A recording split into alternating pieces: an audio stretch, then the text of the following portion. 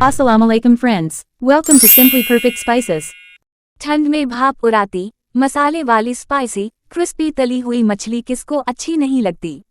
आज बनाते हैं आसान मसालों से जल्दी तैयार हो जाने वाली delicious fish fry. Fish fry बनाने के लिए 750 ग्राम मछली के पीसेस लिए हैं। इसको मैरिनेट कर लेते हैं। कूटा साबित जीरा 1 खाने का चम्मच, कूटी लाल मिर्च 1 चाय का चम्मच, अजवाइन 1/4 चाय का चम्मच, कूटा हुआ साबित धनिया 1 चाय का चम्मच, नमक हस्बे जायका, लाल मिर्च का पाउडर 1 चाय का चम्मच, चाट मसाला आधा चाय का चम्मच, बेसन 2 खाने के चमचे भर के, अदरक लहसुन का पेस्ट 1 खाने का चम्मच और 1 नींबू का रस। सब मसालों को अच्छे तरीके से मछली पर लगा दें। मसाला मछली पर हर तरफ लग चुका है। अब मछली को ओवरनाइट या कुछ घंटों के लिए रख दें। अब मछली को फ्राई कर लेते हैं। दोनों तरफ से फ्राई करके निकाल लें। फिश फ्राई को नींबू के साथ सर्व करें।